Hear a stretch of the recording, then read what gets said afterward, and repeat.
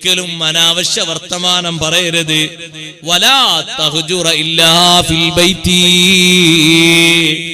ആണുങ്ങളോട് പറയുന്നു, എന്തെങ്കിലൊക്കെ പിണക്കങ്ങൾ ഉണ്ടെങ്കിൽ അത് മുറിയിൽ മാത്രം ഒതുങ്ങണം, കിടപ്പറയിൽ മാത്രം ഒതുങ്ങണം. ആ പിണക്കവും സൗന്ദര്യ പിണക്കവും ഇപ്പൊ നാട് നിങ്ങൾ അറിയാണ്.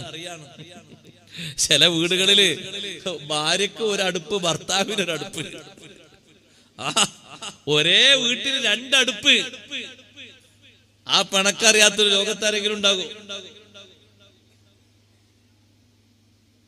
ഭാര്യയും ഭർത്താവും പിണങ്ങി. എന്നാ പിന്നെ പിണങ്ങിയിട്ട് ഇയാള് ആ വീട്ടിൽ നിന്ന് ഉണ്ടാക്കുന്ന ഭക്ഷണം വല്ലതും കഴിക്കാത്തോണ്ടോ? കഴിക്കുന്നുണ്ട്. എന്നാ പിന്നെ ഈ ഭക്ഷണങ്ങളൊക്കെ ഉണ്ടാക്കി തരുന്ന സ്വന്തം കുടുംബിനിയോട് പിണക്കൊക്കെ മാറ്റിയിട്ട് നല്ല റാഹത്തോടുകൂടെ ജീവിക്കാൻ കരുതിയാൽ അത് അങ്ങനെ തന്നെയൊക്കെ നടക്കുള്ളൂ. കാര്യങ്ങൾ ഇങ്ങനെയൊക്കെ പോയിക്കോട്ടെ. മസ്ലഹത്തിന് ആരെങ്കിലും വന്നാൽ സ്വീകരിക്കൂല. എന്തെങ്കിലൊക്കെ സൗന്ദര്യ പിണക്കുണ്ടെങ്കിൽ അതാ മുറിയിൽ ഒതുങ്ങണം. ഇപ്പുറത്തെ മുറിയിലേക്ക് അത് വരരുത്. മക്കളിലേക്ക് ആരിലേക്കും അത് വരരുത്. സുബ്ഹാനല്ലാഹ്, കുടുംബങ്ങളിലേക്കൊന്നും അത് അറിയരുത്. അറിയാത്ത രൂപത്തിൽ തന്നെ ആ പിണക്കങ്ങൾ മാറുകയും വേണം. അതിനാണ് സൗന്ദര്യ പിണക്കം എന്ന് പറയാം. ഉണ്ടായാല് അത്രയോ പിണക്കുണ്ടാകാവും. അത് കുറച്ച് ഞങ്ങൾ എന്താ ഇപ്പൊ ഒന്നൊന്നും ഉണ്ടാത്തത്? അപ്പൊ എന്തോന്ന് സംഗതി ഉണ്ടാക്കണല്ലോ, എന്താ ഒന്നും ഉണ്ടാത്ത? ഒന്നുമല്ല, ഇങ്ങനെ ഒരു സംഗതി ഉണ്ടായാലും എനിക്ക് ഉറപ്പാ നിങ്ങളതില് എന്തോ നിങ്ങൾക്ക് തോന്നിയിട്ടുണ്ടാവുന്നു. അത് സംഗതി അങ്ങനെയല്ല, അത് ഇങ്ങനെ. അങ്ങനെ എന്നാ പ്രശ്നമല്ല, കഴിഞ്ഞു. അത് അവിടെ കഴിഞ്ഞു. പിന്നെ അത് 1 മാസം 2 മാസം 1 കൊല്ലം 2 കൊല്ലം ഒന്നും ആകുന്നില്ല. ചിലര് ആലോചിച്ച് നോക്ക്, നിങ്ങള് വർഷങ്ങളോളം നീണ്ട പിണക്കങ്ങളാ. എന്നാ പിന്നെ കാര്യങ്ങളും ഉപകാരങ്ങളൊക്കെ അത് അതിന്റെ കൃത്യം പോലെ നടക്കുന്നുണ്ട്.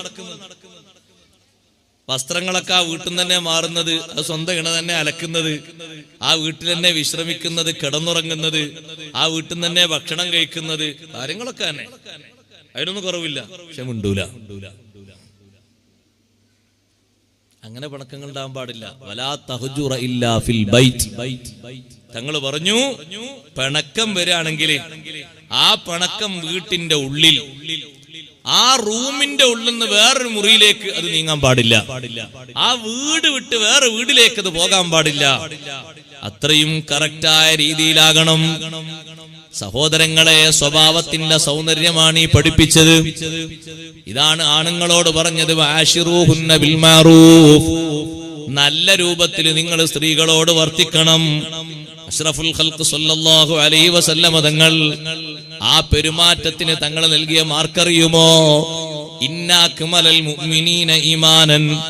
വിശ്വാസികളിൽ ഈമാൻ പൂർണ്ണമായ ആളുകൾ അഹ്സനുഹും ഖുലുഖാ, ഏറ്റവും നല്ല സ്വഭാവമുള്ളവരാണ്. വഅൽതഫുഹും ബിഅഹ്ലിഹി, കുടുംബത്തോട് ദയ കാണിക്കുന്നവരാണ്. സ്വന്തം കുടുംബത്തോട്, ഭാര്യ സന്താനങ്ങളോട് നല്ല ദയ